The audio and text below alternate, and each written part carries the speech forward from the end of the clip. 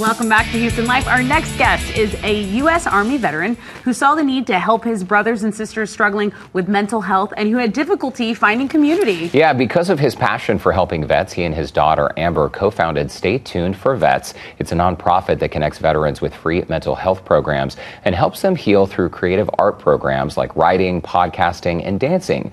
Joining us now with more, the CEO of Stay Tuned for Vets, Tim Stroud, along with his service dog, Colton, who seems very comfortable here on our Houston Life sofa. Tim, it's been a minute since we've seen you. It has. Did you want me to leave and you can just interview Colton? Sweet Colton, who's technically off duty right now.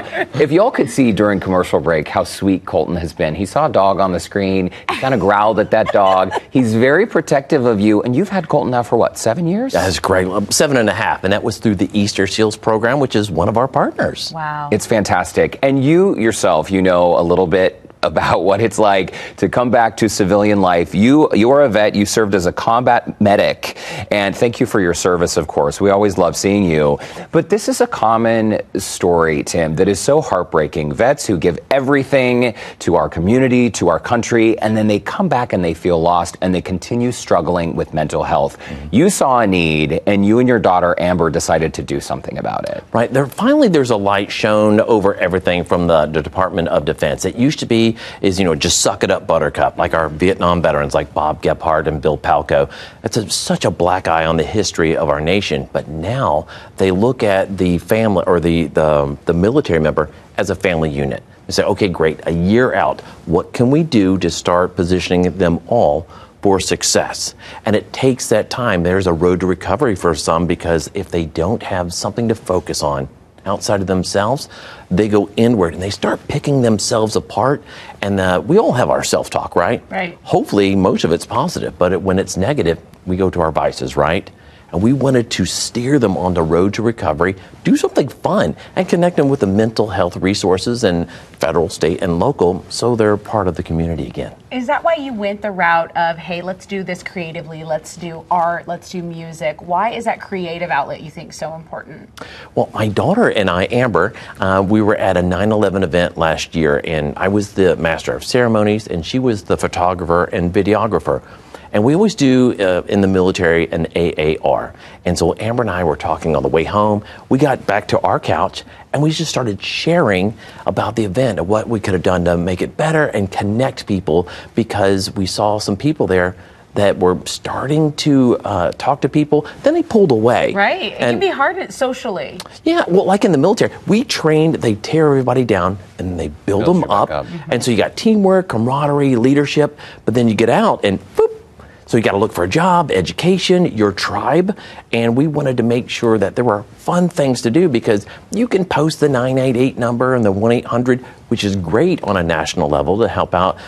Hey, buddy. I think Colton wants I know. Camera time. You went in there? I was like, wait out. Yeah, there we go. Some FaceTime with Colton. And so the numbers are great, and we want to make sure that you're connecting to a live person. And so we worked with so many great organizations to make sure they're connected. And we use a Battle Buddy system. So when they transition and they come into our program, now they have somebody be like, all right, I know you said you were going to work out. Let's go. We're going to go dancing because I know you love country line dancing or swing dancing. Wow. And then we take them, then we connect them to resources on the down low. Yeah. And those resources. Look at the dancing. It's so great seeing images like this. You can see the smiles on people's faces. There are a lot of gaps when it comes to the resources you mentioned, Tim. And I know you have reached out to a lot of different VA hospitals, finding that some had outreach programs, others did not have outreach programs. And that's where nonprofits like yours really have to step in and raise the money and do the work. Absolutely. Like at Olin Teague over in Central Texas, they had Dr. Catherine Kochla before she transitioned out, and she helped spearhead the programs there. Here we have Maureen Diamond, we have Frank Vasquez who run the VA here. We're blessed that we have a whole health program that the different doctors run, and they look around the community and like, okay, great, you need yoga, you need dance, you need art, but they want to get veterans to the VA. Well, sometimes the VA for veterans, it's a 4-letter word. And so we pull them back out into the community, connect them outside of the medical facility, and making sure that they can breathe. Right. And then they can do the photography, the dance, the acting. And because we have so many partners and just amazing volunteers, we're able to do it around the world. Wow. Yeah. So say you're a veteran right now and you're watching Houston Life and you're like, okay, that kind of sounds like my speed. I could get into some of that stuff maybe. How would they go about contacting you, signing up for a class? You know, I don't want them to be intimidated. I want them to see how much fun everyone's having. Absolutely. So what would you tell them? You click on our socials. They can go to our website. I'm sure it's right here at the bottom of the screen. Or go to our socials. Amber takes care of all that, and we look for other programs that we can partner up with. So if like we have a writing class that's coming out with Nathan Wagner.